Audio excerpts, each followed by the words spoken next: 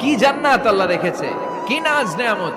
আল্লাহ বলেন লা ইয়ারাউনা ফিহা শামসা ওয়ালা জামহারিরা, এমন জান্নাত যেটার মধ্যে রৌদ্রও নাই, বৃষ্টিও নাই, শীতের প্রচন্ড ঠান্ডাও নাই। কেমন হবে রে জান্নাতটা ভাই, কত সুন্দর হবে। নাতিশীতোষ্ণ একটা ভাব থাকবে, রোদ নাই, বৃষ্টি নাই, শীতের কনকনে ভাব নাই। লা ইয়ারাউনা ফিহা শামসা ওয়ালা জামহারিরা।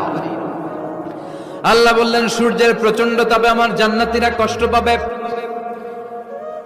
শীতে রাতি সাজে জান্নাতীরা কনকনে শীতের মধ্যে কাঁপতে থাকবে।